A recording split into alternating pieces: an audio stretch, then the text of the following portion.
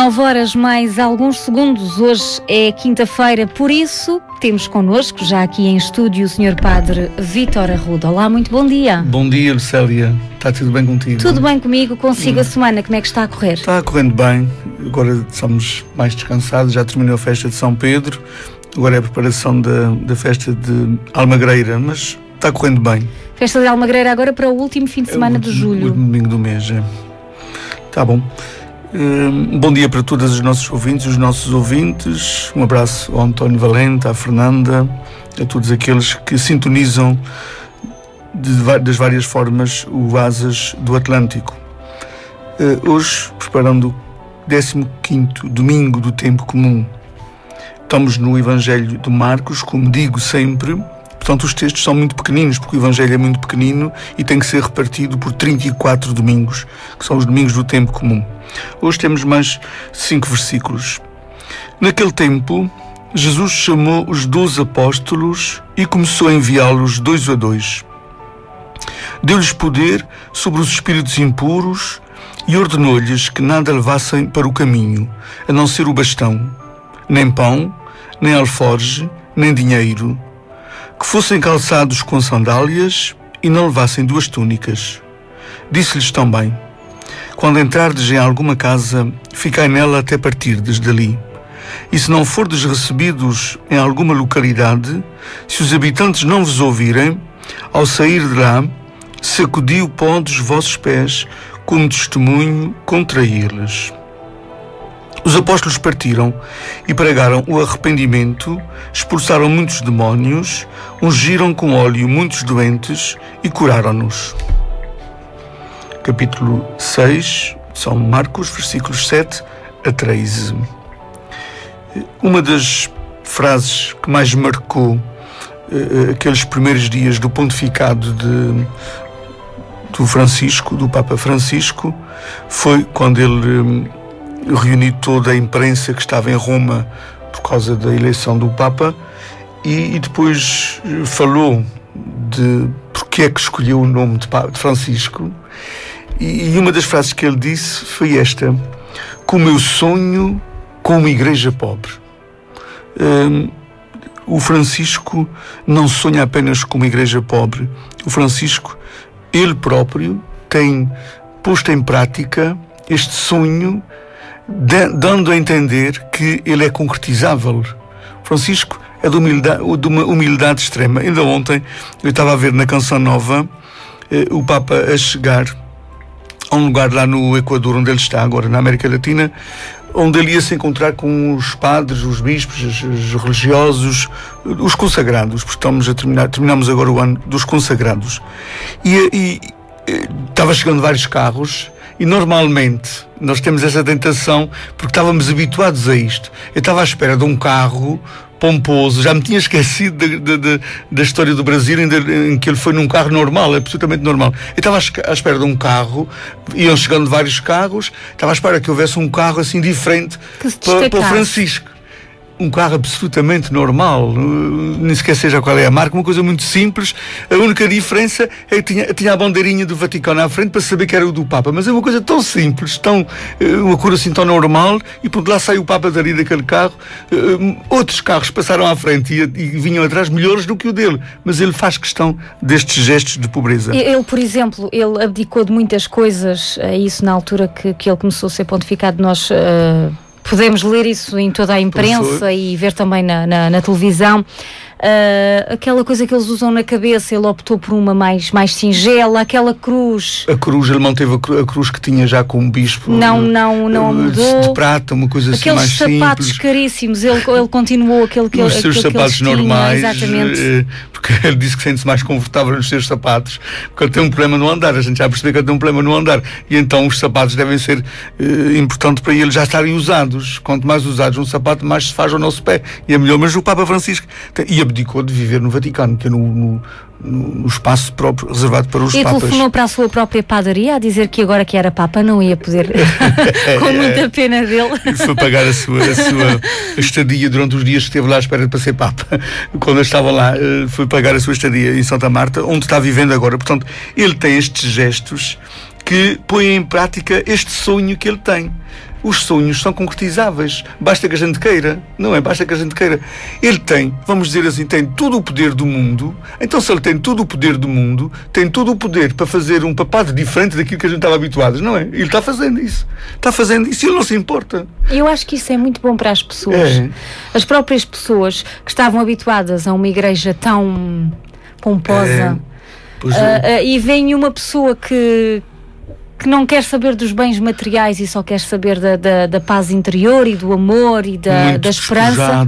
Muito... Isso dá um conforto às pessoas, pelo menos a mim dá. O fascínio que ele exerce em nós é esse, é a atitude dele e aquele sorriso constante, ele contagia só pelo sorriso. E subir os degraus do avião quando ele vai nas viagens com a sua malinha sempre, não é? É tão interessante ver isto. Pronto, ele está ali o essencial e eles já lhe perguntaram lá, naqueles jornalistas que vão no avião, já perguntaram o que é que ele leva na sua mão. Eu levo o que qualquer pessoa leva a minha máquina de barbear, levo as minhas escova de dentes, as coisas normais que eu tenho que levar, e levo os meus documentos que vou estudando para depois, quando chegar ao país onde vou visitar. Portanto, é um homem que está-nos mostrando que é possível, afinal, ser diferente, fazer diferente. É possível. Este Evangelho que nós acabamos de escutar, olhando para o Francisco, a gente vê, afinal isto não é irrealista, isto é possível. Jesus diz àqueles homens que eles não levem nada. Não levem nada. Este Evangelho de hoje é o primeiro estágio dos apóstolos. Eles andavam com Jesus já há algum tempo e Jesus fez um estágio com eles e disse: olha, vocês agora vão 2 a 2 pregar daquilo que já ouviram de mim. Vão pregar 2 a 2. A gente imagina o nervosismo que deve ter sido os apóstolos abdicarem de Jesus, cortarem um bocadinho o cordão umbilical que tinham com Jesus para se meterem sozinhos, 2 a 2, é curioso Jesus dizer sempre 2 a 2, irem pregar. O que é que a gente vai fazer? E depois Jesus dá-lhes condições que são muito rigorosas. Não levem nada, a não ser um cajado, um bastão, para vos ajudar na caminhada, um bastão de peregrino. Por isso é que os romeiros levam sempre aquele bastão que é precisamente para os ajudar na caminhada. Não levem 2 túnicas para não vos pesar. Não levem 2 túnicas, levem só uma para não vos pesar. Vão de sandálias, que é mais prático para caminharem melhor, para chegarem mais longe, para irem mais longe. É tão interessante nós vermos, de facto, neste Evangelho, que foi escrito há 2000 anos, ver que é possível hoje fazer o mesmo. O Papa mete-se num avião, Jesus naquela altura punha-se nos burrinhos, que era o que existia para meios de transporte, e nos barquinhos, para ir de um lado para o outro. O Papa mete-se no avião, que é a coisa mais prática, mais rápida de chegarmos hoje aos vários continentes, e o Papa está fazendo isto. Vai levar Jesus, vai levar a alegria de Jesus. Ele não vai levar coisas para a América, agora está naqueles 3 países. Ele não vai levar lá coisas, ele não vai levar bens, ele vai levar, é uma pessoa, ele leva-se a si mesmo como um grande imitador de Jesus Cristo. E isso é que contagia, isto é que faz contagiar. A gente pode olhar para ele e não se diz dele o que se diz de muitas vezes, que é bem prega Frei Tomás, faz o que ele diz, não faz o que ele faz. Com o Papa este provérbio não se aplica porque ele diz e faz. Ele diz e faz. E este Evangelho de hoje, de facto, nota-se muito porque no fundo o Papa diz isso mesmo. Não sou eu. O Bento XVI, quando abdicou, ele disse: a igreja não é minha, a igreja é do Senhor. A igreja não é minha, a igreja é do Senhor. Portanto, a gente não se leva a nós mesmos. Nós somos grávidos de Jesus Cristo. Quando a gente vai pregar, quando a gente vai fazer catequese, quando a gente vai dar um testemunho como cristão, nós somos grávidos. Levamos alguém dentro de nós que é nosso, mas que não somos nós só. Um filho não é nosso.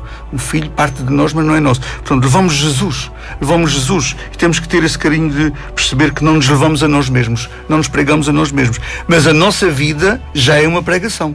A nossa vida já é uma pregação. É mais fácil ser acreditado quando se fala da pobreza, quando se fala do despojamento, quando se vive à maneira do Francisco. É mais fácil ser acreditado. A Igreja tem desta liberdade que o Francisco está dando a entender que ela tem. Ela torna-se mais credível. É claro que o Papa vive em Roma, e Roma tem palácios muito bonitos ali à volta, o Vaticano é muito bonito, mas aquilo é um património que é de todos nós. Aquilo não é do Papa, aquilo é de todos nós. A gente recebeu aquilo. Era necessário ter construído aquilo. Às tantas não era, percebes? Mas já está. é património mundial. Património da Igreja é património mundial. É património da Igreja e, portanto, é nosso património. Uma das coisas que as pessoas muito criticam a Igreja Católica, infelizmente, é por ser tão rica e às vezes, não é o caso do Papa Francisco, mas por ostentarem tanta riqueza e parece que a esfregarem na cara das pessoas que infelizmente não têm. Mas pronto, existem aquelas pessoas que querem mudar isso e o Papa Francisco é exemplo disso. Às vezes também as pessoas falam por desconhecimento, porque a riqueza da Igreja, se é património, o património custa muito a manter. Eu vejo pelas igrejas aqui de Santa Maria, constantemente está precisando de alguma coisa. Nós recebemos essas igrejas, não é? Não vou destruí-las para fazer uns barracões agora, porque é mais prático trabalhar hoje nos barracões. Não, nós temos essas igrejas, mas temos que preservá-las. Elas estão precisando constantemente de coisas. A gente percebe que, afinal, a riqueza torna-se uma despesa. Aquilo é uma despesa. Para manter aquele Vaticano não deve ser barato. Mas então deixa-se ir abaixo. Não se pode deixar ir abaixo. É um património que a gente recebeu. Foi uma época da Igreja que hoje às tantas não se fazia, nem se faz. Houve um bispo da Alemanha que construiu um palácio para viver, já no tempo do Papa Francisco, uma coisa megalómana, com tudo, com torneiras de ouro, com 30 e tal casas de banho, e o Papa Francisco destituiu esse bispo e entregou essa casa por sem-abrigo. Quer dizer, hoje em dia não tem sentido a Igreja, em nome da Igreja, construir coisas daquelas. Hoje nunca mais se vai fazer um Vaticano, nunca mais se vai construir uma Capela Sistina, nunca mais se vai construir a Basílica de São Pedro, porque aquilo foi de uma época, era assim, naquela altura, era assim. Agora não se vai construir. Por isso o Papa está muito atento quando vê algum bispo, que são os seus colaboradores próximos, que ele existe testemunho deles de despojamento, quando ele vê algum bispo com sinais de riqueza, ele está muito em cima, sempre. Está muito em cima. E ele destitui só por isso, muitas vezes. Olha, você não serve para a Igreja. Você não serve. Não tem problemas nenhum em fazer isso. Porque um dos piores contratestemunhos dos padres, por exemplo, ou dos bispos, é quando a gente ostenta a riqueza. E depois vai pregar a pobreza. E tem gente nas suas paróquias a passar fome. Isto é por isso é que estava a dizer. Escandaliza, tens razão. Isso escandaliza as pessoas. E com razão, as pessoas têm direito a escandalizar-se. Às vezes já há polémicas. Lembro-me que às vezes algumas pessoas diziam: o padre Frontal tem um carro do último grito da moda, do último. Mas isso também, vamos ser sinceros, vocês enquanto padres têm direito à vossa vida, recebem o vosso ordenado e lá aquilo que fazem com o vosso dinheiro é vosso. Mas é sempre ostentação, percebe? Sim, mas ainda é diferente. As pessoas têm muita atenção à questão da forma rica ou pobre como o padre vive. As pessoas têm muita atenção a isso. Como a gente tem agora um Papa destes, ainda ontem via na Canção Nova um padre comentou, do Brasil, ele comentou: muitos padres aqui no Brasil tiveram que mudar os seus carros quando o Papa veio cá e perceberam como é que ele andava. Tiveram que mudar os seus carros, porque andavam ostensivamente em carros assim muito luxuosos. Esse padre comentou isso depois da viagem do Papa lá com as Jornadas Mundiais da Juventude no Rio de Janeiro. Portanto, este Papa está dando sinais que a gente envergonha-se se não faz o mesmo. A gente envergonha-se, porque ele é o nosso chefe, quer queiramos, quer não. Ele não faz para a gente, e não nos obriga a fazer, mas a atitude dele leva-nos a gente refletir e a pensar. Isso é muito interessante nós vermos e termos esta alegria de estarmos a viver numa época que temos um Papa assim. É um sonho que se concretizou. É um sonho. Nós às vezes até fazem às vezes a perguntar: quem é o teu ídolo? Eu posso dizer que neste preciso momento é talvez o Papa Francisco. Não é uma pessoa que é tão boa de coração, é boa de atitudes, é isso. Acho que E a gente já tem termo de comparação, não é? Temos o Bento, tivemos o João, que ainda conheceste, pequenina, mas conheceste. Portanto, nós temos termo de comparação. E a gente acha que neste homem concilia-se aquilo que a gente acha que é o ideal de um Papa. Não é? Eu acho isso. Eu por acaso vejo. Podemos dizer que foi muito bem escolhido para o lugar que. Por isso é que não foi só uma escolha humana. Se fosse escolha humana, não seria tão bem escolhido. Foi escolha divina, através dos homens que estavam lá a votar. A gente tem que ver, Deus intervém por intermédio de alguém, mas não foi só escolha humana. Se fosse escolha humana, as tantas ia cair noutros. Em relação ao Evangelho, ainda mais um pormenor aqui muito importante. Estes apóstolos, com certeza que foram nervosíssimos. Isto era o primeiro estágio que eles faziam sem Jesus Cristo, e eles devem ter ido nervosíssimos. Isto faz-me lembrar, eu estou preocupado agora, nós em setembro, no princípio de setembro, já vamos ter as reuniões de catequistas. E pela última reunião que eu vi, agora em junho, aqui principalmente na Matriz, nós vamos ter 4 ou 5 grupos de catequese que não têm catequista. Não têm catequistas. E a gente convida pessoas para serem catequistas e elas ficam nervosas. A primeira resposta é não sei ser catequista. Não tenho tempo. É só, não sei ser catequista. Ser catequista é dar testemunho. As crianças não querem tanto críticas como querem testemunhos de vida, exemplos de vida. Portanto, as crianças não querem tanto blá blá, tanta conversa. As pessoas, uma pessoa que viva Jesus Cristo na sua vida, nem sequer precisa de muito dos livros da catequese, dos guias que a gente tem, dos catecismos. Ela todas as semanas pega num tema e vai trabalhar aquele tema com aqueles miúdos. Se ela vive Jesus Cristo, isso contagia. Não há, isto é garantido. É garantido. Jesus Cristo, no Evangelho, quando disse para eles serem totalmente despojados, eles são livres, libertos e libertadores. Jesus Cristo quis que eles fossem assim, para que eles percebessem que as seguranças deles não deviam estar nessas coisas, nas tralhas que a gente leva connosco, que a gente acarreta connosco. As seguranças deles não estão nisso. A segurança deles estava em Jesus Cristo. Ou eles têm Jesus Cristo como a referência maior das suas vidas e isso é o que eles têm que dizer aos outros, ou então não estão preparados ainda para anunciar Jesus aos outros. Portanto, ser catequista, e é um apelo que se faz também aos pais e às mães, não custa muito, é só dar testemunho. Dar testemunho. Os guias são um apoio. A igreja, o bispo, os padres. A gente não obriga que o catequista siga rigorosamente aquele guia que está ali. O guia é um apoio. É uma bengala que nos vai ajudar quando a gente precisar de dizer mais alguma coisa do que aquilo que é a nossa vida pessoal.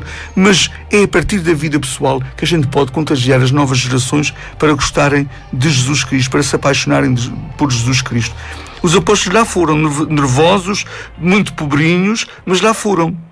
E diz que eles estavam cumprindo aquilo que Jesus pretendia, que era que eles dissessem que a luz já estava no meio deles, que libertarem as pessoas dos seus demónios, dos seus males. Eles conseguiram fazer. Porquê? Porque não estavam presos. Acho que já disse aqui uma vez, um dos exercícios que eu gosto sempre de fazer é quando termina um ano, por exemplo, chegar a 31 de dezembro, e não tem que ser nessa noite, porque a gente não tem tempo nessa noite. É uma noite muito ocupada. Nos primeiros dias de janeiro, a gente rodar lá, tenho a minha casa em São Miguel, ou a mesma casa aqui em Santa Maria, rodar a casa, os quartos, e dizer assim, o que é que eu não usei durante este ano? Ir aos roupeiros, o que é que eu não usei? Ir aos armários das louças, o que é que eu não usei? E a gente pensar assim, então eu não precisei disto, eu não preciso disto. Se está aqui, mas eu não usei, e passou um ano sem usar, eu não preciso disto. Isto é tralha acumulada, que me dá uma sensação de segurança, mas é uma sensação mentirosa, porque não é aí que está a minha segurança, eu não preciso disto aqui acumulado. E se calhar há alguém com mais necessidade do que eu e que vai precisar? O princípio que nos leva a partilhar com os outros é quando a gente percebe que aquilo não nos está fazendo falta e que às tantas faz falta ao outro. Mas esse exercício é muito bom. A gente uma vez no ano ver o que é que eu não tenho utilizando da minha casa. A minha mãe dizia sempre, eu lembro, a gente enxugava-se de tomar o nosso banho com toalhas um bocadinho estragadas já, com buracos e tudo, e ela tinha uma arca cheia de toalhas. E ela dizia, há para uma ocasião que a gente pode precisar daquilo. E a gente estava usando umas toalhas, estás a ver? E a arca tudo com toalhas ali fofas, maravilhosas, que ela ia comprando lá de vez em quando, tinha uma arca cheia das suas toalhas. Lá arrumado. E a gente usando as velhotas, jogando-se mal por causa disso. Quer dizer, é essa sensação que o ser humano tem, que a sua segurança está em ter coisas, em ter uma casa bem apetrechada, em ter uma arca frigorífica bem apetrechada. É uma segurança falsa, Porque se eu não tenho segurança dentro de mim, aqui eu vou procurar essas seguranças exteriores. Uma pessoa que está segura de si vive do indispensável, vive mesmo do indispensável. E por isso é que Jesus convida os apóstolos e diz, a vossa missão só será eficaz se vocês forem desta forma. Sem acumular roupas, sem acumular dinheiro, sem levar muito na vossa saca para comerem, mas irem libertos. Os romeiros, também é interessante quando caminham, os romeiros de São Miguel que vão a semana fora das suas casas, levam uma sacola às costas com o indispensável, ali com um pão, com um indispensável, uma refeição ou outra, uma muda ou outra de roupa se chover entretanto, levam um chalho por cima, não levam 2 ou 3 chalhos, é só um, tal como Jesus diz aqui, e portanto lá vão caminhando, peregrinos, porque no fundo é isso, É como o turista americano que vem da sua casa cheia tem tudo lá, mas vem só de mochila às costas, vai visitar um mestre no Oriente que vive numa casota que não tem móveis, vive no chão, numa palhota, e o turista estranha. Você vive aqui todo o ano, onde é que estão os seus móveis? Ele diz assim, você há quanto tempo está fora da sua casa? Onde é que estão os seus móveis? Você precisa deles. Você está fora de casa, está fazendo também uma viagem pelo mundo, não precisa dos seus móveis, você traz o indispensável ali no seu mochila. Então para que é que a gente precisa às vezes dessas coisas a mais que a gente tem e que estão fechadas? Eu lembro-me que eu dormia, nós éramos muitos filhos, os mais moços eram sempre os mais prejudicados, os últimos a chegar aqueles que têm que ser. Nós tínhamos 4 quartos de cama lá em casa e tinha um quarto de cama reservado, fechado, que a minha mãe não usava, e lá dormíamos todos empacotados. Eu dormia no chão, num colchão a lastro no chão, e aquele quarto fechado? E aquele quarto fechado, por uma ocasião. Se aparecesse alguém, um hóspede. Vê essa mentalidade. Não é necessário, isto não é necessário. Eu adoro a minha mãe, adoro o meu pai, e sei que a gente fazia isso, como toda a gente fazia isso. Mas aquele quarto lá estava fechado. A determinada altura, quando a minha irmã foi crescendo, era só uma irmã lá em casa, a determinada altura é que a minha irmã teve que ir dormir para esse quarto. Porque depois os rapazes todos ia dormir no chão. Depois, entretanto, fui para o seminário e depois a coisa resolveu-se e os outros foram casando. Mas é assim, lá tinha um quarto fechado. Para quê? Não é? A gente monta a nossa casa, a gente pensa na nossa casa, vamos fazer a planta da nossa casa, a gente monta uma sala de jantar e uma cozinha com mesa. Criatura, para que é que és 2 mesas? Vais usar raramente a outra. Não é? Então faz uma grande sala, uma grande cozinha, com a mesa grande para receber os amigos, e não precisas mais uma reservada ao lado. Não. Mas somos assim, somos um bocadinho assim. Este Evangelho de hoje é um desafio a gente ver se está muito apegados a muitas coisas, se a gente acha que as nossas seguranças estão nisso, numa casa bem apetrechada, numa conta bancária bem apetrechada, numa arca frigorífica bem apetrechada, ou se a gente teria esta capacidade de se despojar de muitas coisas, daquilo que a gente não usa durante um ano inteiro. Este Evangelho é um desafio interessante. E temos em caminho por aí, andando por aí, o nosso Papa Francisco, que nos mostra isso mesmo. Mostra-nos isso mesmo. É um exemplo. Vive do indispensável, mesmo morando naquela. Pode ser rico, morando numa casa pobre, ter mentalidade de rico. E pode ser muito pobre, mesmo morando num palácio como aquele. Pode ser muito pobre, porque ele vive do indispensável. Vive em Santa Marta, vai buscar o seu tabuleiro, faz a sua refeição com as outras pessoas. Vive do indispensável. Ele está provando que é possível ter muito e que ele não pode dar aquelas coisas, mas vai dando até muito dinheiro a quem precisa. Ele tem ajudado imenso a questão dos imigrantes que vêm do norte da África, tem ajudado imenso ali naquela ilha de Lampedusa. A primeira visita que ele fez foi lá até. Ele tem ajudado imenso também nesse sentido. E convidou os sem-abrigo para irem tomar para irem tomar uma refeição com ele. Mandou construir sanitários e duches no Vaticano para os sem-abrigo. Ele mandou construir ali zonas, ali naquele espaço.